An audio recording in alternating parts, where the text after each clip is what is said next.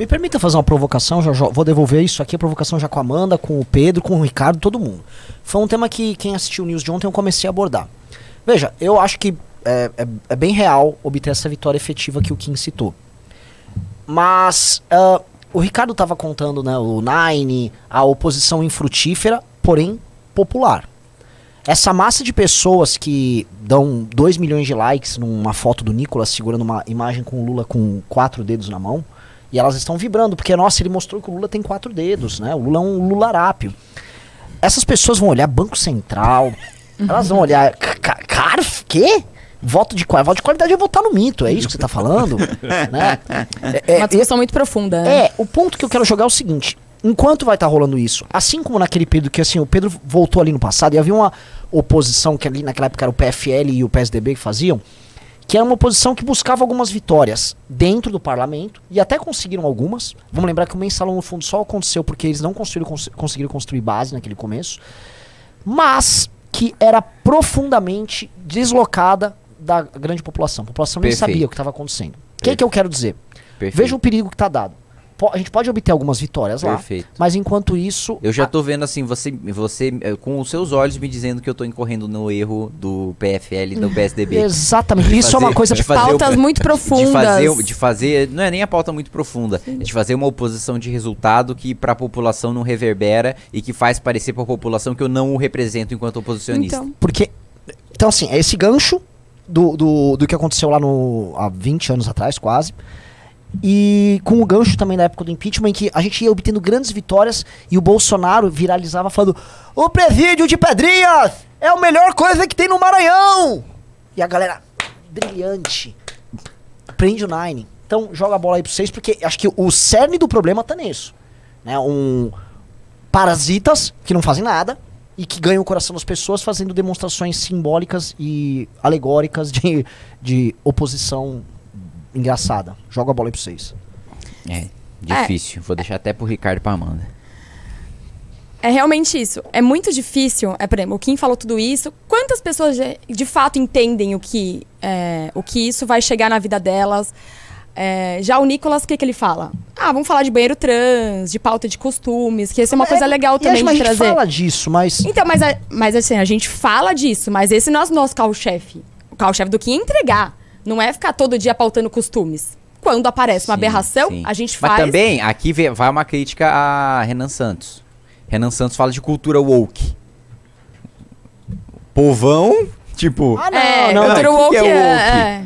Tipo, o Nicolas tá falando, mulher com pinto não pode entrar no banheiro, entendeu? A nossa forma de comunicação, ela é muito... para um público... Só pro público do clube, pra quem já tá ali muito... É uma linguagem de classe média. Classe média, média alta. Isso. Né? É o que a gente fala que é o centro ali da cebola. Mas as outras camadas da cebola, elas não entendem, realmente. Você deu um ótimo exemplo, cultura woke. Uma pessoa muito instruída esses dias falou, mas as pessoas não sabem o que é uma cultura woke. Lógico, e sabe realmente... Acho que é o woke. Por exemplo, a Faustina tá indo bem, porque a Faustina já se comunica com o problema de fato. Mas é isso. Como uma pessoa vai compartilhar, às vezes, um vídeo do Kim falando coisas tão propositivas e de bilhões do Banco Central, não atinge a vida dela todos os dias, né? Eu acho que o grande desafio é ser com que isso torne muito mais palatável, muito mais... que saia do nosso público, né? Que entre num público CD, que é o de fato quem vai realmente absorver todo esse impacto desses bilhões que... Sim. Agora, eu vou te falar uma pauta que eu entrei e que, assim, de maneira muito inesperada, durante o meu mandato, foi a pauta que mais deu notícia e mais deu clique, principalmente de jornal local. Eu acho que, assim, saiu em todos os jornais de todas as cidades Nossa, tô curiosa agora. Do estado de São Paulo e mais de 1.500 cidades em jornais locais. Uou! Nossa. Que foi o meu projeto para poder tirar CNH sem autoescola. Todo mundo fala desse projeto. Lógico. Isso aí, meu irmão, isso aí é do garçom ao motorista de Uber, todo mundo fala, cara, é uma máfia, é caro e o que importa é o exame, o que importa é mostrar que eu sei dirigir. Eu tô sendo cobrado excessivamente. É porque isso tem um impacto diário na vida da tem, né? tem um impacto da vida. Todo mundo que isso. passou por isso sabe que isso é uma porcaria, que é uma máfia. Exatamente, e já acertei essa semana, né, com o presidente da Câmara, Arthur Lira, vai ser instalada a comissão especial, o projeto vai ser votado. Caraca, isso é muito bom. Pedro? Parecido com isso que eu passei aqui, que o meu vídeo tem vários projetos com entrega, bem na vibe do Kim, que a gente trabalha pra caramba, conversa com líder de governo, aprova e não repercute. E aí teve um bobo.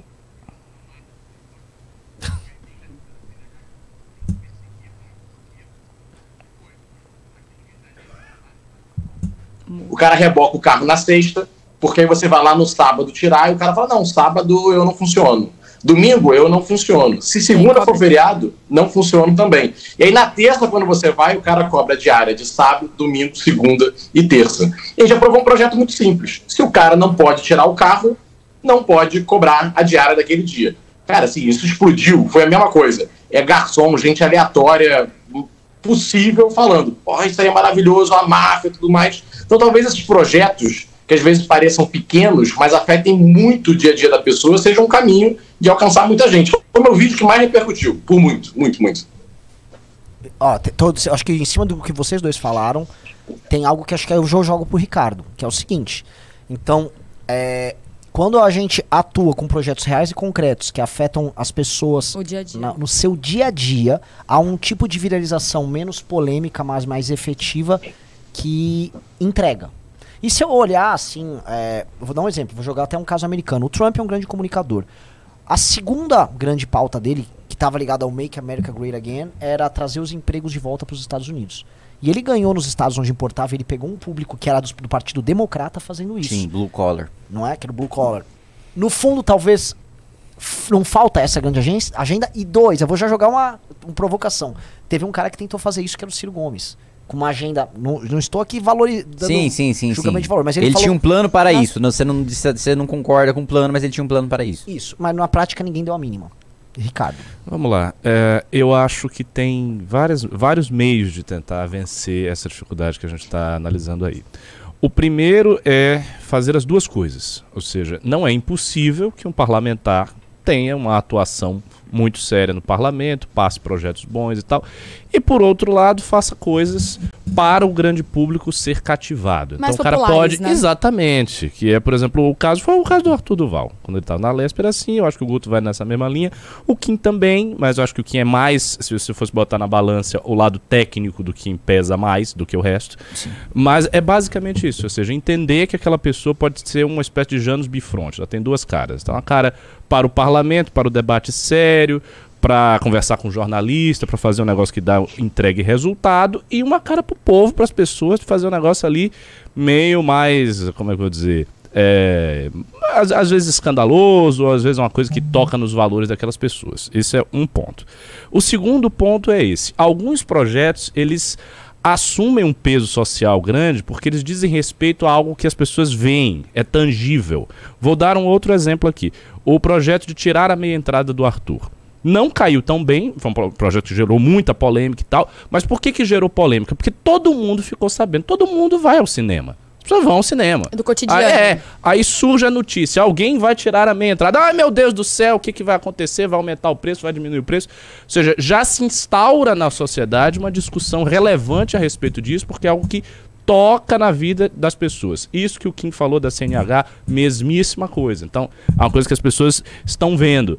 Sei lá, se você fosse colocar um outro projeto de lei que mexesse de forma substantiva no trânsito da cidade. Vai mexer em todo o trânsito. Todo mundo vai ficar sabendo. Ou um negócio que vai, uma redução de impostos, mas muito considerável, que vai impactar diretamente na vida de milhões. A pessoa vai olhar e vai ver. As questões mais técnicas, que impactam na vida delas de forma indireta e que elas não conseguem apreender o sentido daquilo, não viram grandes notícias, portanto não chegam no grande público e, portanto, não evidenciam aquela pessoa que fez aquilo. E isso é um fato. Então, assim, tem dois caminhos de resolver esse impasse. E o terceiro caminho é um caminho clássico, que é ter um grande projeto presidencial ancorado num projeto intelectual que as pessoas consigam compreender. Por exemplo, qual foi a mácula da trajetória do Ciro Gomes? Primeira mácula dele foi que ele nunca conseguiu se definir enquanto um sujeito que tem um campo próprio. Ele ficou ali naquele campo nacionalista, mas a gente lembra, ele tentou muitas vezes conseguir o voto petista, o voto do Lula, ele se queimou com toda a direita. Depois ele deu um revertério, mudou isso violentamente a partir do ingresso do João Santana na campanha dele, e aí ele perdeu esse público mais progressista, o público progressista foi todo pro Lula, bateu nele pra caramba, ele não conseguiu convencer o público de direita, e aí ele ficou no meio ali, numa situação muito fragilizada. Isso foi burro da parte dele. E o segundo problema dele é que ele tem uma linguagem difícil. As pessoas não entendem o Ciro Gomes falando. Ele fala rápido. Só o que viraliza dele é quando ele usa ditado popular. Exatamente. Ele vai andar porque aqui o 13... Formiga sabe o galo que rói. Pois é. O povo que tá assistindo já não entendeu mais nada do que ele tá falando. A comunicação do Bolsonaro e a comunicação do Lula são comunicações fáceis. O Bolsonaro é aquele negócio, é valor aqui, é a família, é Deus, não sei o quê. A pessoa entende, é Deus, eu tô com Deus. Você tá contra Deus? Você tá... Eu tô com a família, pô. Eu tô família. contra Deus. Que negócio é esse? Ok. E o Lula é fácil também. Picanha, você não quer picanha? Você não quer uma cervejinha? Você não quer a gordurinha, com a farofinha? Quem é que não entende isso? Isso é muito óbvio. Então, qual é o desafio nosso? Nosso desafio é fazer esses dois pontos que eu falei funcionarem, ou seja, ter parlamentares que sejam duplos, né? Parlamentares são janos bifrontes, tem dois lados, tem um lado técnico e tem um lado popular, ter os projetos de lei que têm impacto direto em grande número de vidas de pessoas, ter o projeto, só isso aí, ter o projeto presidencial ancorado em algo que tenha solidez e fazer que esse algo tenha solidez, fazer que tenha, eu vou chegar, fazer disso uma linguagem fácil. Por exemplo, tem uma coisa que o Renan faz que, se for colocado em grande, porque aqui a audiência é pequena no News, mas esse negócio do banco, o Renan fica puto, o banco não vale nada, porque os bancos... Isso tem um apelo para a população muito grande. A população não gosta de banco.